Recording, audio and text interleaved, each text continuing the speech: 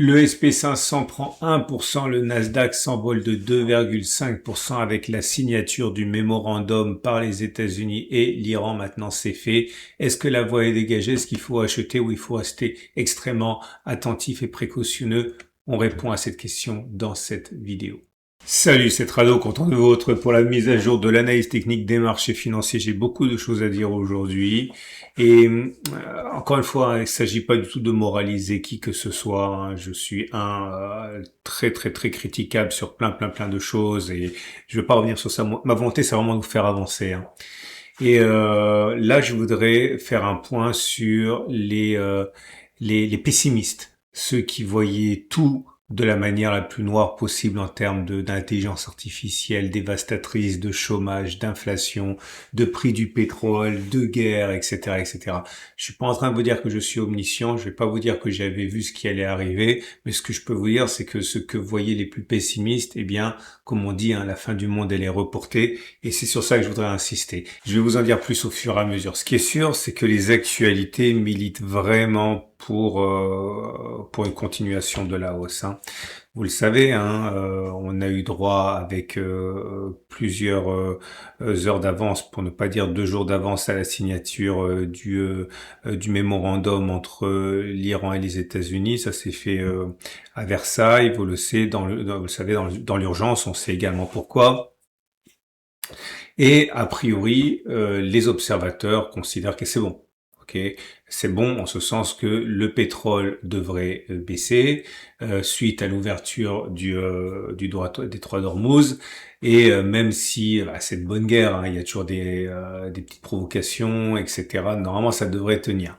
Qu'est-ce que je suis en train de vous dire? Je suis en train de vous dire que ceux qui voyaient le déclenchement d'une guerre mondiale ou alors une inflation absolument hors de contrôle à venir, etc. dans les mois prochains, là, normalement, ils se sont trompés. Et encore une fois, il ne s'agit pas de se moquer ni de moraliser qui que ce soit. Je dis simplement, méfiez-vous de ce biais de négativité. Je vous ai déjà parlé de ce biais de négativité. Je suis obligé de me répéter parce qu'il y a toujours des nouveaux, mais voilà, on a survécu à travers les siècles, les millénaires, nous les humains, en développant ce biais de négativité. Si vous ne faisiez pas attention aux petits signes, vous finissiez dévoré par le crocodile du coin ou le léopard, ou etc., etc. Donc on a été dans une sorte de sélection naturelle, programmé pour faire attention à ce qui va pas et moins programmé pour faire attention à ce qui va bien.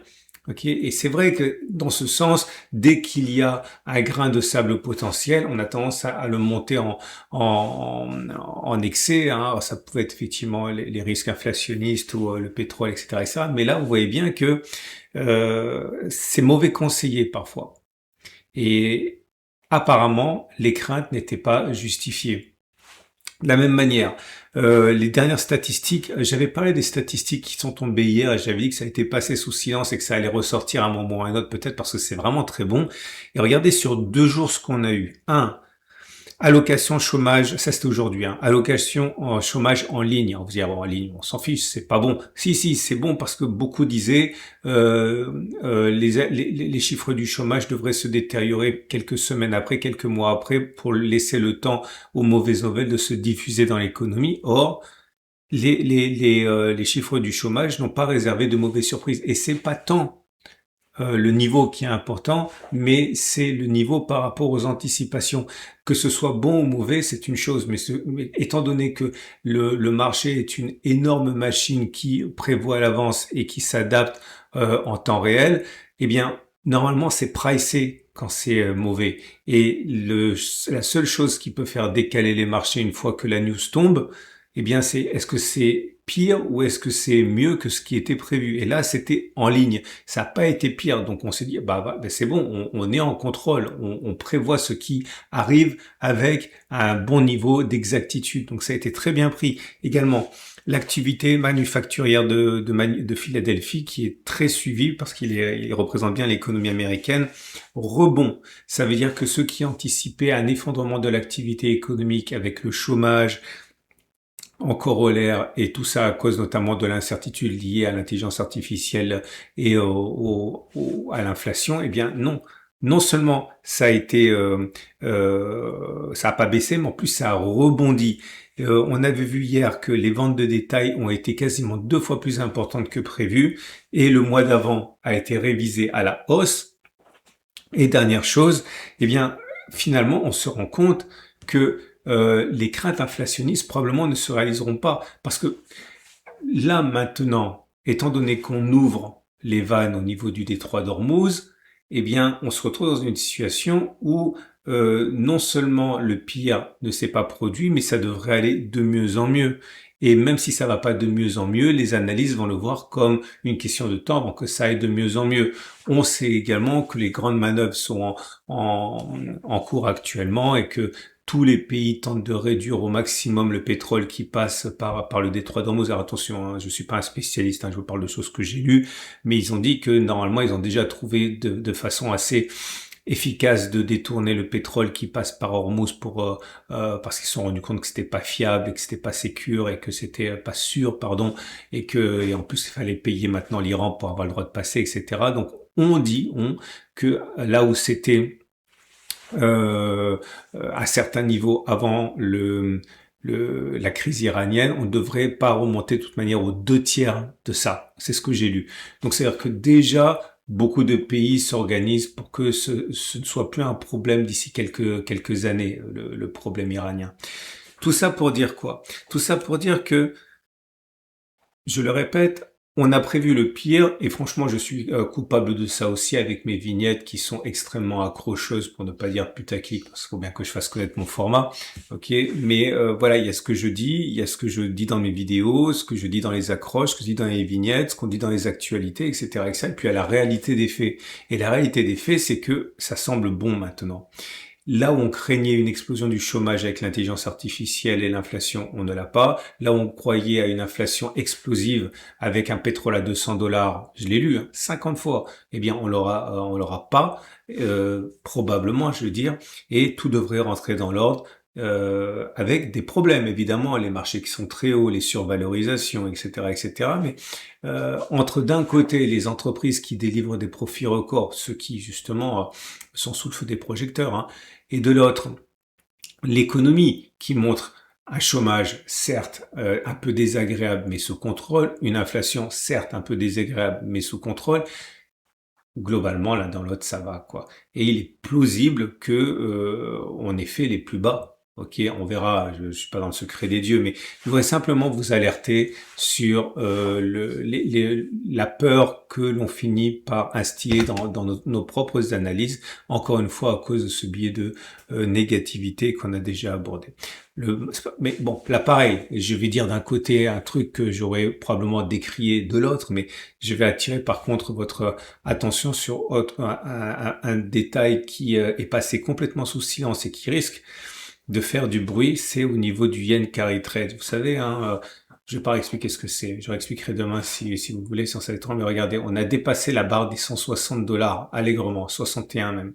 Normalement, c'est la zone qui est défendue âprement par la Banque du Japon. Et regardez, alors c'est de moins en moins vrai. Mais la première fois qu'on est venu, on a tapé sur les doigts des spéculateurs. La deuxième fois, on a tapé encore plus fort sur les doigts des spéculateurs. Là, on a à peine essayé et là, on a lâché.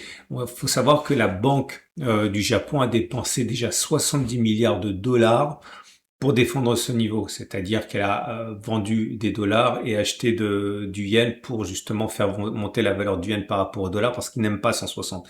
Alors, vous allez dire pourquoi est-ce qu'ils n'aiment pas 160? Parce que le problème, c'est que lorsque vous avez une monnaie qui est trop faible, ok, je donne une seule explication. Ok, lorsque la monnaie elle est trop faible, et bien derrière ça vous coûte beaucoup plus cher d'importer les choses. Je vous donne un exemple ici très concret. Si le dollar permet d'acheter du pétrole, eh bien plus le yen est faible, plus il faut donner de yens pour avoir du dollar pour obtenir une quantité donnée de pétrole. Donc avoir un taux de change trop faible, c'est sûr que ça peut être bon pour les exportations, mais ça n'a pas que des avantages, comme notamment provoquer un renchérissement des produits importés et quand c'est pas élastique. quand c'est pas modifiable comme le pétrole, eh bien c'est simplement une perte sèche, quoi, parce on doit l'importer ce pétrole, hein, ou les matières premières, hein, c'est la même chose en général pour ça. Donc je dis ça pourquoi? Parce que on risque d'avoir demain ou après-demain une grosse attaque de l'USD yen de la part de la Banque du Japon, et là vous allez voir ressortir les craintes par rapport au débouclage du yen carry trade, etc., etc. J'en reparlerai plus tard, là on n'a pas le temps. Ok, mais bon voilà, ça c'est passé complètement sous silence. Il faut en tenir compte, faut pas non plus surdramatiser, on ne sait pas ce qui va se passer, si peut-être que ça va pas vraiment se passer comme ça, peut-être que ça va se passer mais que tout le monde va en avoir rien à faire, mais voilà, ça c'est un truc qui risque de sortir demain, ou après-demain, ou jamais. Allez, c'est parti pour le SP500 qui prend 1,1%, merci pour lui. Bon, forcément, moi j'ai des regrets, hein, puisque vous le savez, hein, je suis sorti de mon trade. Je ne veux pas pleurer non plus, c'est bon. Hein, j'avais fait des profits. Je suis sorti peut-être un peu prématurément. C'est pas mort, hein, peut-être que ça va baisser, peut-être que ça va monter. Je sais pas. On est en structure neutre ici avec des pics et des croissances. Ah, on m'a posé la question. On m'a dit, Trado, je comprends pas. Tu as dit que tu étais haussier si les cours passaient au-dessus de ce niveau. Mais si les cours passent au-dessus du niveau, les pics sont ascendants, les creux sont ascendants. La structure elle est neutre, elle est pas haussière. Oui, avec des exceptions. Par exemple, là, quand on inscrit un record historique, à un moment, il faut être lucide, quoi. C'est quoi la structure? Elle est haussière. Attendez, qu'est-ce qu'il y a de plus haussier qu'un record historique? Si on passe au-dessus de ce niveau des 66,20 en clôture, on est en structure haussière. Hein. C'est pas non plus la peine d'être complètement borné, quoi. Hein. Donc, oui, normalement, je dirais que c'est une structure neutre. Vous avez tout à fait raison. Mais dans ce cas spécifique, je considère qu'on est en structure haussière au-dessus des 76,20. Ok, bonne question et réponse simple.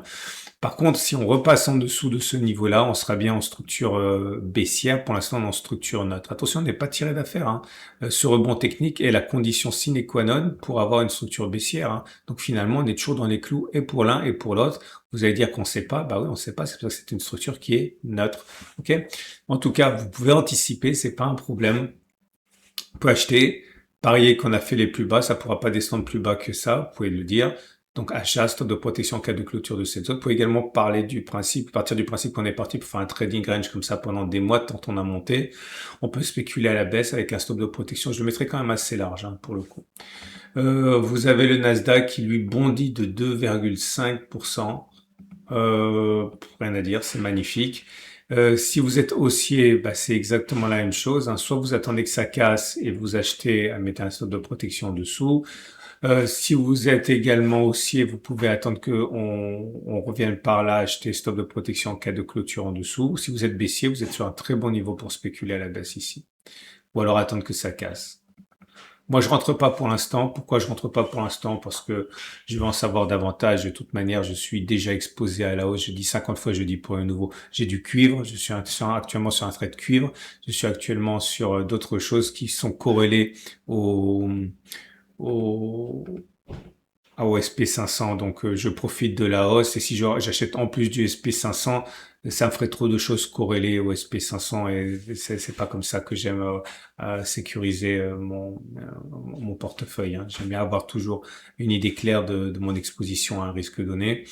Bon, le Dow Jones, j'aime bien le Dow Jones. Alors vous allez dire, il fait que 0,14%, ouais, c'est vrai, mais il m'a l'air quand même beaucoup plus raisonnable. Ceux qui veulent acheter peuvent éventuellement le faire. Stop de protection en dessous de 54 949 900. Spéculation baissière envisageable uniquement en cas de baisse.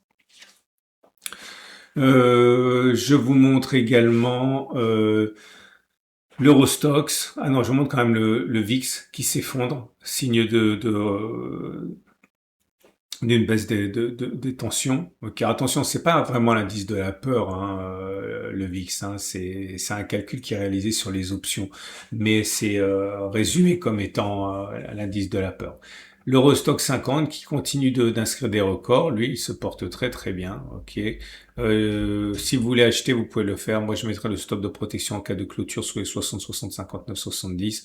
Première alerte pour les plus pressés. En cas de clôture en dessous de ce gap, spéculation à la baisse, stop de protection au-dessus pour les baissiers.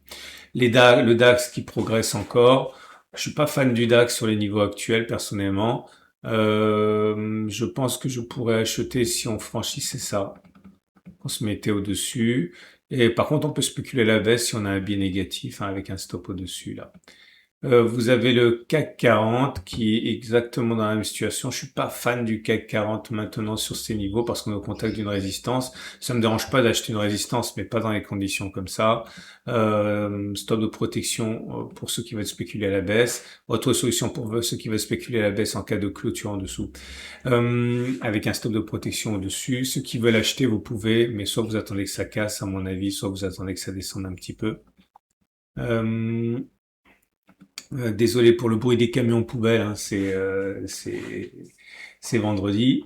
Vous avez également le Nikkei qui est d'une puissance absolument effrayante, hein. Rien ne l'arrête. On peut acheter stop de protection sous les creux à 105, 103, 562, 300. Si vous voulez spéculer à la baisse, j'attendrai que ça casse, hein. C'est quand même plus prudent.